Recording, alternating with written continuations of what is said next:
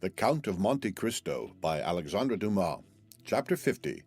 The Morrel Family. In a very few minutes the Count reached number 7 in the Rue Michelet. The house was of a white stone, and in a small court before it were 2 small beds full of beautiful flowers. In the concierge that opened the gate, the Count recognized Cocles, but as he had but one eye, and that eye had become somewhat dim in the course of 9 years, Cocles did not recognize the Count. The carriages that drove up to the door were compelled to turn to avoid a fountain that played in a basin of rockwork, an ornament that had excited the jealousy of the whole quarter and had gained for the place the appellation of the Little Versailles. It is needless to add that there were gold and silver fish in the basin. The house, with kitchens and cellars below, had above the ground floor 2 stories and attics.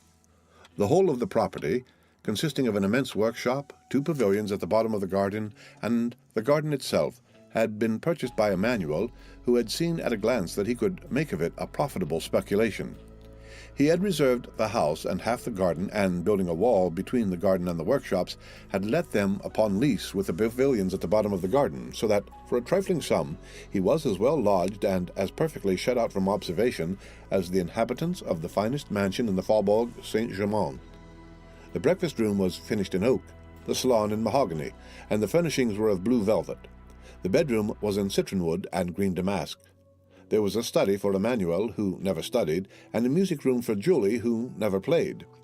The whole of the second story was set apart for Maximilian. It was precisely similar to his sister's apartments, except that for the breakfast parlor he had a billiard room where he received his friends. He was superintending the grooming of his horse and smoking his cigar at the entrance of the garden when the Count's carriage stopped at the gate. Cocles opened the gate, and Baptistine, springing from the box, inquired whether Monsieur and Madame Herbault and Monsieur Maximilian Morrel would see His Excellency the Count of Monte Cristo. "The Count of Monte Cristo!" cried Morrel, throwing away his cigar and hastening to the carriage. "I should think we would see him." "Ah, 1,000 thanks, Count, for not having forgotten your promise." And the young officer shook the Count's hand so warmly that Monte Cristo could not be mistaken as to the sincerity of his joy, and he saw that he had been expected with impatience and was received with pleasure.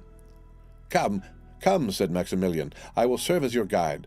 Such a man as you are ought not to be introduced by a servant. My sister is in the garden plucking the dead roses. My brother is reading his 2 papers, the Press and the Débats, within 6 steps of her, for wherever you see Madame Herbault, you have only to look within a circle of 4 yards, and you will find Monsieur Emmanuel, and reciprocally, as they say at the Polytechnic School." At the sound of their steps, a young woman of 20 to 25, dressed in a silk morning gown, and busily engaged in plucking the dead leaves off a noisette rose tree, raised her head. This was Julie, who had become, as the clerk of the house of Thomson and French had predicted, Madame Emmanuel Herbault. She uttered a cry of surprise at the sight of a stranger, and Maximilian began to laugh. "Don't disturb yourself, Julie," said he. "The Count has only been 2 or 3 days in Paris, but he already knows what a fashionable woman of the Marais is, and if he does not, you will show him." "Ah, monsieur," returned Julie, "it is treason in my brother to bring you thus, but he never has any regard for his poor sister. Penelon, Penelon!" An old man who was digging busily at one of the beds stuck his spade in the earth and approached cap in hand, striving to conceal a quid of tobacco he had just thrust into his cheek. A few locks of grey mingled with his hair, which was still thick and matted, while his bronzed features and determined glance well suited an old sailor who had braved the heat of the equator and the storms of the tropics. "I think you hailed me, Mademoiselle Julie?" said he. Penelon had still preserved the habit of calling his master's daughter Mademoiselle Julie, and had never been able to change the name to Madame Herbault. "Penelon," replied Julie, "go and inform Monsieur Emmanuel of this gentleman's visit, and Maximilian will conduct him to the salon." Then, turning to Monte Cristo, "I hope you will permit me to leave you for a few minutes," continued she, and without awaiting any reply disappeared behind a clump of trees and escaped to the house by a lateral alley. "I am sorry to see," observed Monte Cristo to Morrel, "that I shall cause no small disturbance in your house." "Look there," said Maximilian, laughing. "There is her husband changing his jacket for a coat. I assure you, you are well known in the Rue Michelet." "Your family appears to be a very happy one," said the Count, as if speaking to himself. "Oh, yes, I assure you, Count, they want nothing that can render them happy. They are young and cheerful. They are tenderly attached to each other, and with 25,000 francs a year, they fancy themselves as rich as Rothschild. 25,000 francs is not a large sum, however, replied Monte Cristo with a tone so sweet and gentle that it went to Maximilian's heart like the voice of a father. But they will not be content with that. Your brother-in-law is a barrister, a doctor? He was a merchant, monsieur, and had succeeded to the business of my poor father, Monsieur Morrel. At his death, left 500,000 francs, which were divided between my sister and myself, for we were his only children. Her husband, who, when he married her, had no other patrimony than his noble probity, his first-rate ability, and his spotless reputation, wished to possess as much as his wife. He labored and toiled until he had amassed 250,000 francs. 6 years sufficed to achieve this object. Oh, I assure you, sir, it was a touching spectacle to see these young creatures, destined by their talents for higher stations, toiling together, and through their unwillingness to change any of the customs of their paternal house, taking 6 years to accomplish what less scrupulous people would have effected in 2 or 3. Marseille resounded with their well-earned praises. At last, one day, Emmanuel came to his wife, who had just finished making up the accounts. "Julie," said he to her, "Cocles has just given me the last rouleau of 100 francs that completes the 250,000 francs we had fixed as the limits of our gains. Can you content yourself with the small fortune which we shall now possess for the future? Listen to me. Our house transacts business to the amount of 1,000,000 a year, from which we derive an income of 40,000 francs. We can dispose of the business, if we please, in an hour, for I have received a letter from Monsieur Delaunay, in which he offers to purchase the goodwill of the house to unite with his own for 300,000 francs. Advise me what I had better do." "Emmanuel," returned my sister, "the house of Morrel can only be carried on by a Morrel. Is it not worth 300,000 francs to save our father's name from the chances of evil fortune and failure?" "I thought so," replied Emmanuel, "but I wish to have your advice." "This is my counsel. Our accounts are made up and our bills paid. All we have to do is to stop the issue of any more and then close our office." This was done instantly. It was 3 o'clock. At 1:15 the merchant presented himself to insure 2 ships. It was a clear profit of 15,000 francs. "Monsieur," said Emmanuel, "have the goodness to address yourself to Monsieur Delaunay. We have quitted business." "How long?" inquired the astonished merchant. "A quarter of an hour," was the reply. "And this is the reason, monsieur," continued Maximilian, "of my sister and brother-in-law having only 25,000 francs a year." Maximilian had scarcely finished his story, during which the Count's heart had swelled within him, when Emmanuel entered, wearing a hat and coat. He saluted the Count with the air of a man who is aware of the rank of his guest. Then, after having led Monte Cristo around the little garden, he returned to the house. A large vase of Japan porcelain, filled with flowers that loaded the air with their perfume, stood in the salon. Julie, suitably dressed and her hair arranged — she had accomplished this feat in less than 10 minutes — received the Count on his entrance. The songs of the birds were heard in an aviary hard by, and the branches of laburnums and rose acacias formed an exquisite framework to the blue velvet curtains. Everything in this charming retreat, from the warble of the birds to the smile of the mistress, breathed tranquillity and repose. The Count had felt the influence of this happiness from the moment he entered the house, and he remained silent and pensive, forgetting that he was expected to renew the conversation, which had ceased after the first salutations had been exchanged. The silence became almost painful when, by a violent effort, tearing himself from his pleasing reverie, "Madame," said he at length, "I pray you to excuse my emotion, which must astonish you, who are only accustomed to the happiness I meet here. But contentment is so new a sight to me that I could never be weary of looking at yourself and your husband." "We are very happy, monsieur," replied Julie, "but we have also known unhappiness, and few have ever undergone more bitter sufferings than ourselves." The Count's features displayed an expression of the most intense curiosity. "Oh, all this is a family history, as Chateau Renaud told you the other day," observed Maximilian. "This humble picture would have but little interest for you, accustomed as you are to behold the pleasures and the misfortunes of the wealthy and industrious, but such as we are, we have experienced bitter sorrows." "And God has poured balm into your wounds, as he does into those of all who are in affliction?" said Monte Cristo inquiringly. "Yes, Count," returned Julie. "We may indeed say he has, for he has done for us what he grants only to his chosen. He sent us one of his angels." The Count's cheeks became scarlet, and he coughed in order to have an excuse for putting his handkerchief to his mouth.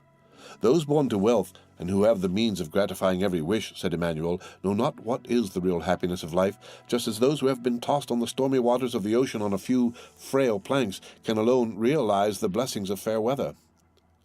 Monte Cristo rose, and without making any answer, for the tremulousness of his voice would have betrayed his emotion, walked up and down the apartment with a slow step.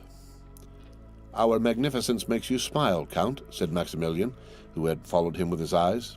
"No, no," returned Monte Cristo, pale as death, pressing one hand on his heart to still its throbbings, while with the other he pointed to a crystal cover beneath which a silken purse lay on a black velvet cushion. "I was wondering what could be the significance of this purse with the paper at one end and the large diamond at the other."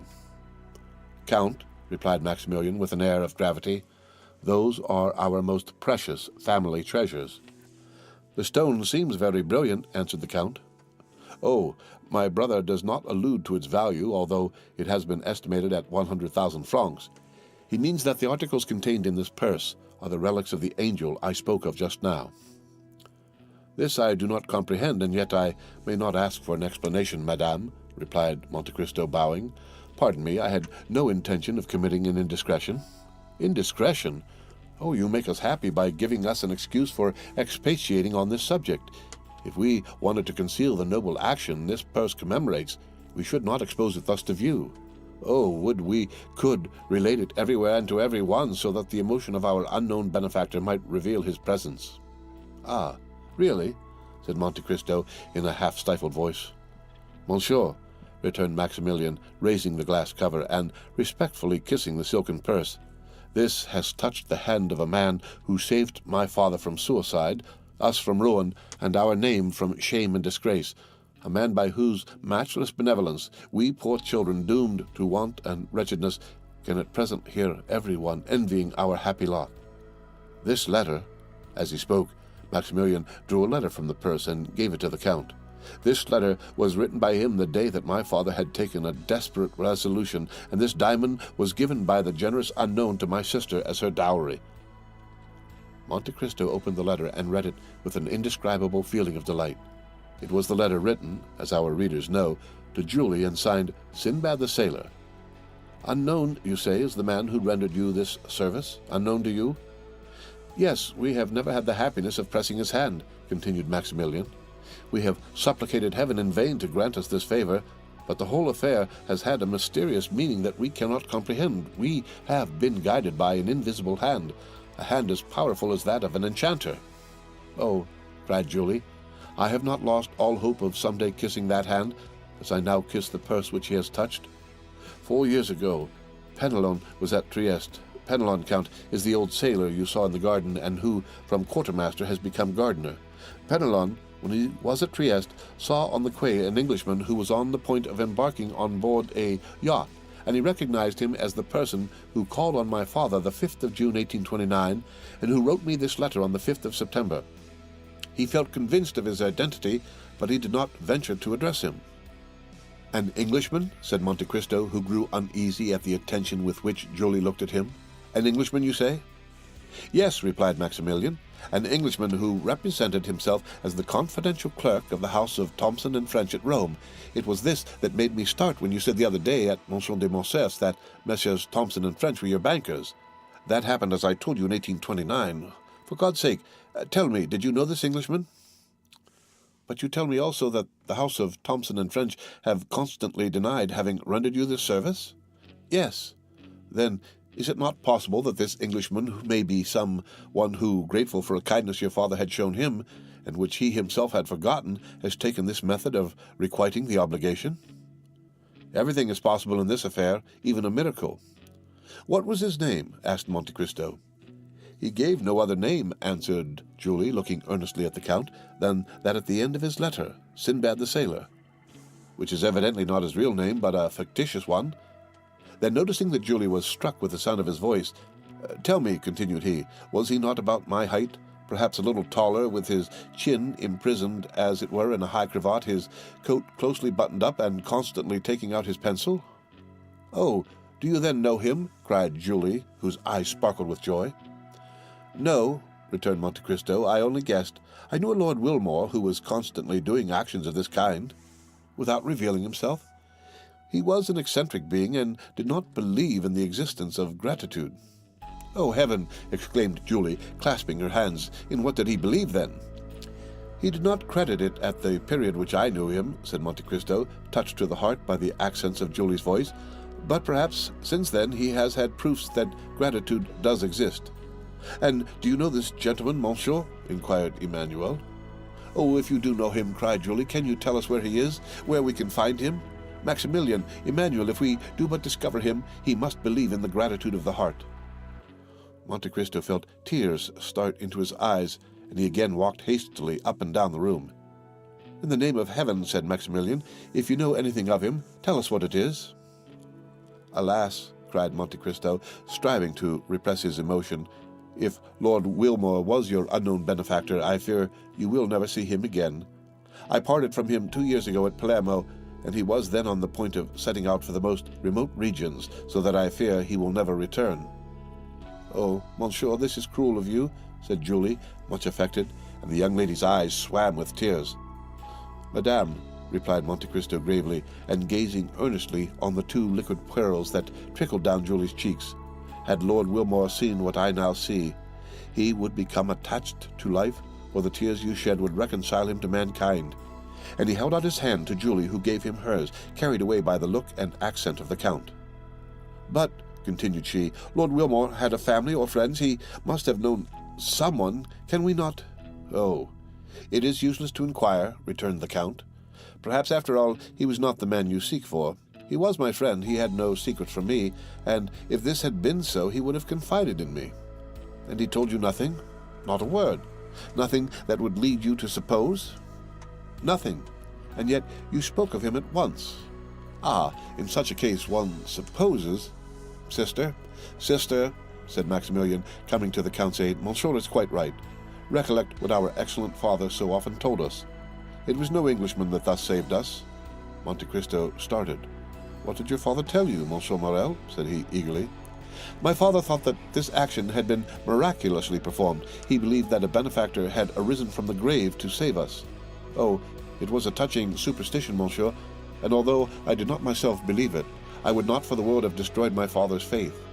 How often did he muse over it and pronounce the name of a dear friend, a friend lost to him forever, and on his deathbed, when the near approach of eternity seemed to have illumined his mind with supernatural light, this thought, which had until then been but a doubt, became a conviction, and his last words were, 'Maximilian.' It was Edmond Dantes." At these words the Count's paleness, which had for some time been increasing, became alarming. He could not speak. He looked at his watch like a man who had forgotten the hour, said a few hurried words to Madame Herbault, and pressing the hands of Emmanuel and Maximilian, "Madame," said he, "I trust you will allow me to visit you occasionally. I value your friendship and feel grateful to you for your welcome, for this is the first time for many years that I have thus yielded to my feelings." And he hastily quitted the apartment. "This Count of Monte Cristo is a strange man," said Emmanuel.